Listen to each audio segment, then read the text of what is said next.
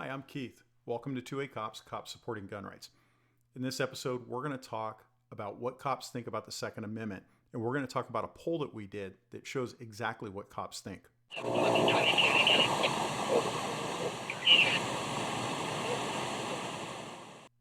So when I'm looking at social media, I see a lot of people talk about cops wanting to seize guns.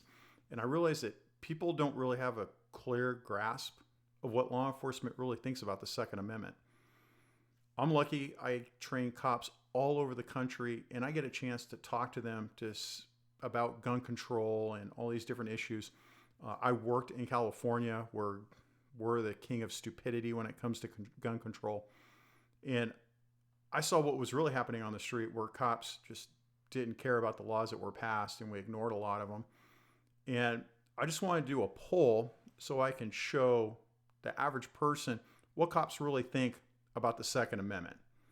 The problem is that there's a lot of chiefs, like Houston's Chief Acevedo, who actually came from California, who make outlandish statements about gun control.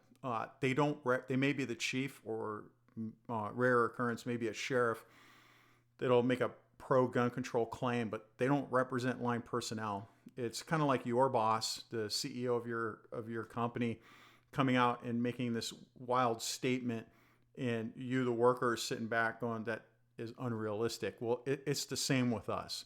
And to be honest, we don't like Chief Acevedo either. We think he's an idiot.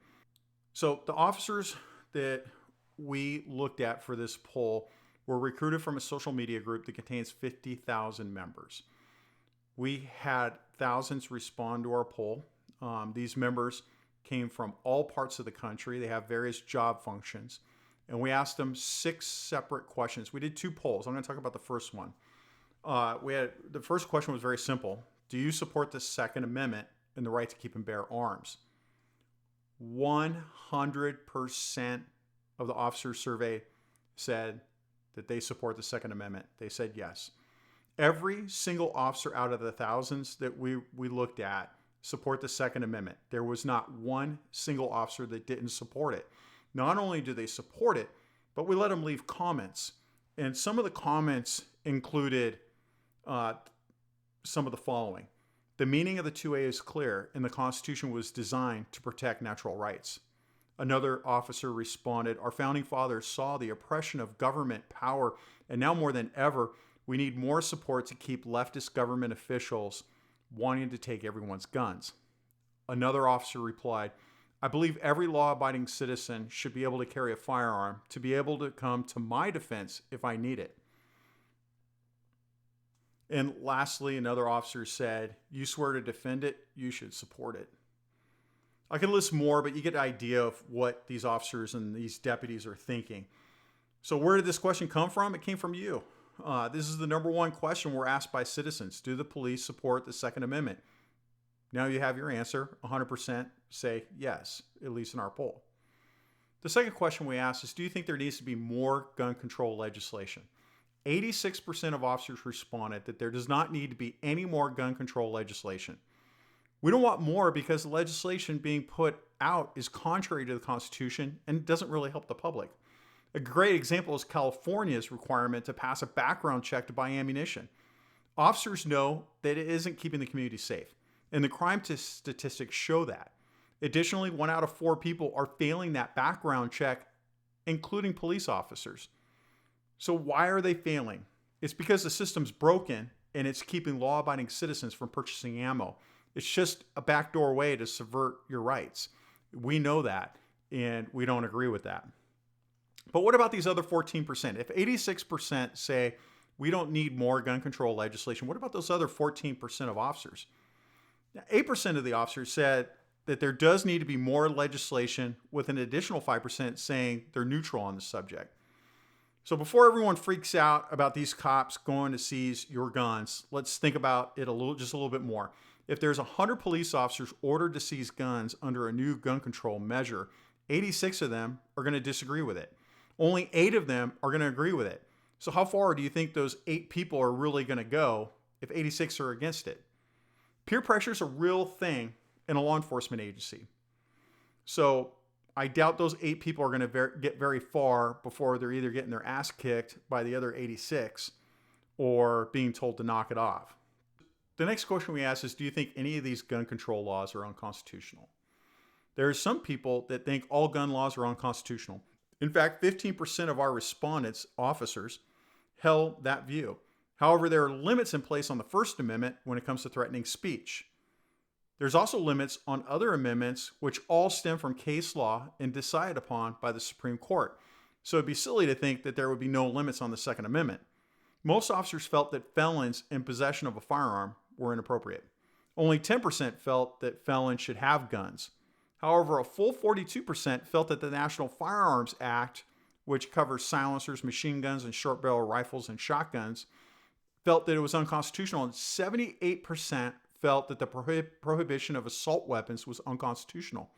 Almost 60% disagree with red flag laws. So what did these officers have to say in their comment section about this question? I really love this one from an officer that was shot in the line of duty. He says, "I was shot in the line of duty. I don't blame the firearm, but the convicted felon who shot me, oh wait, according to the law, he shouldn't have had it." Another officer said states can't be trusted to work in the best interests of their citizens. California, New York, New Jersey, Illinois are all glaring examples of what happens when you elect those that don't act in your best interests. Another officer responded, "The increased gun legislation that I have seen in my past 2 years, mainly in Washington, has been only to disarm those law-abiding citizens and not the criminals actively causing harm with those firearms." Another officer said, "Criminals equal crime. Let's keep them locked up, at least the dangerous ones. They're dangerous with or without guns. Then we don't need gun control laws that criminals ignore anyways." And lastly, another officer said, "An armed society is a polite society."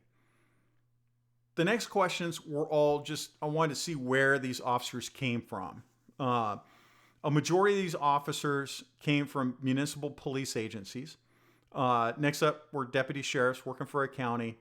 Third was a state, and then last federal, and that kind of looks the same as the numbers of officers throughout the country, so we mirrored that. We asked if you worked in an urban or rural agency. A majority worked in an urban agency, which is a place where you would think that gun control is, mass gun confiscation would happen. So a majority of these officers came from those areas. Then we asked, what kind of state do you work in? So it was split. A majority of the officers came from a state that rarely regulates firearms, but it was split evenly for the other two groups, which was ones that heavily regulate guns and one that is about to heavily regulate guns. So it was kind of a 50-50. So lastly, we wanted to follow up with one more poll because, well, to be honest, I didn't put a question in there that simply asked, will the police actually comply with an order to carry out mass gun confiscation? I didn't ask it because I knew the answer, which was no, they're not going to. But again, that's my view from talking to cops around the country, but you want to see the proof in a new poll. So for this survey, I headed back to that original site that contained those tens of thousands of sworn police officers participating in daily conversation.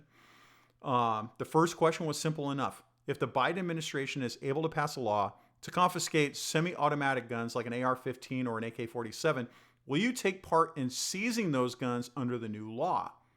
Of all of the participants, all but one person said they would not participate in the confiscation of these guns. So out of all those people that we talked to, only one person would participate in the confiscation. And again, we go back to a law enforcement agency is full of peer pressure. How far do you think it's going to go? If you have a 100-officer department, how far do you think one person is really going to go with mass gun confiscation? Any cop people are going to latch onto that person and say that one is too many. However, again, peer pressure is not going to allow that to happen. The comments are going to make you feel a lot better. Again, we left a space open for officers to make comments about what they thought about that particular question. One officer said, "I will not enforce any blatant unconstitutional law or decree." Another officer simply replied, "Hell no." Another one so eloquently put, not just no, but no. Another officer replied, shall not be infringed. And lastly, an officer said, I took an oath to uphold the Constitution of the United States, not prevent it. Another officer replied, most of our rights and liberties are based upon conduct. Actions are more appropriately regulated with meaningful consequences rather than objects. This is especially true when those objects are arbitrarily identified by more cosmetic traits and perception. Lastly, an officer said, because the Second Amendment was written so that citizenry has the same access to small arms that the government has, I carry an AR-15 on duty and protect my home with one. I would expect nothing less of our citizenry. I asked one more question in this poll. The last question was about registration and then confiscation. I simply asked them, if the Biden administration requires owners of semi-automatic firearms like the AR-15 to be registered, would you seize an unregistered firearm you came across in the street and arrest the owner? For this question, 5% said that they would seize unregistered firearms. 5% is not enough to carry out confiscation. We'll cover that impossibility in a follow-up video where I'm going to talk about mass gun confiscation, how it's basically impossible. With that said, these cops are looking at it in a more analytical light than the average person. Here, they're thinking about the gun being used in a crime or some other street event, which is outlined in their comments. One of the comments made for confiscating was, the answer is actually maybe, depending on the circumstances, who I'm dealing with and why I'm dealing with them. Here, this is an officer that's thinking about public safety. His view is that he would do it if it were a gang member, a drug dealer, a domestic violence suspect, or some other issue where he feels the perpetrator will do harm with that gun to the general public. The only other comment for seizing post-registration said, if the registering is deemed constitutional, then I would have to follow the law by oath. Registering is not prohibiting ownership, it just sucks. As for the other 95% of officers that said they would not take part in firearm confiscation, here's a sampling of their thoughts. Same as above. If our policy states you shall, then I will have to find another line of work. And I just got to interject here. That's not a guy that you want to leave your department. That's a guy that you want to hang on to, because who are they going to replace him with? Somebody that will confiscate those guns? No, you want that guy that is willing to give up his job to protect the Constitution because he's a guy with integrity. Another officer said, I support the right to keep and bear arms. I also support a personal right to defense of oneself and others. The government can't and won't protect everyone.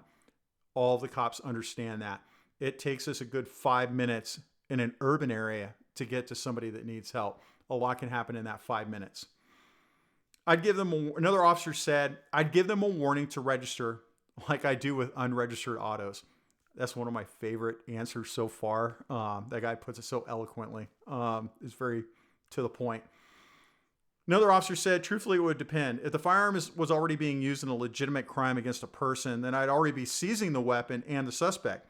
Absent that, how would I even know? I'm not going to look into the registration status of a weapon and its owner otherwise. Another officer replied, a well-regulated militia being necessary for the security of a free state, the right to keep and bear arms shall not be infringed. Aside from registries being unconstitutional, there's no way our dumbass government could effectively establish and run one. They can't even incarcerate people with the current laws on the books. The goal of a registry is to make ownership so frivolous citizens won't own guns legally. Another eloquent reply from an officer was, no. And then lastly, if you don't have to show ID to vote, you don't need to register your firearms. So this poll, what we wanted out of this, we wanted you to realize the cops have your back. You need to stand up and have their back too. They can't come out and stand on a mountaintop and proclaim that they're going to ignore a law passed by the legislator. With that in mind, I ignored many laws as an officer. I worked in California and they made making new laws an Olympic sport. Most were moronic. Politicians have a history of passing illegal laws and then saying the police are going to cite or make arrests. Just look at what they're doing with mask mandates. Sure, you see an occasional ticket or an arrest on the news, but a vast majority of cops are ignoring those orders. This is going to be no different. Make sure that you stay politically active and keep holding those politicians accountable. Also, make sure you go on a ride along with your local police agency. You'd be happy about what you see and what the officers are thinking. They'll open up once they trust you. That's all I have for now. Do me a favor, subscribe and then follow our YouTube channel. Sign up for our newsletter where you'll get weekly 2A news from a cop's perspective. And that's all I've got. Until next week, stay safe and have a great week.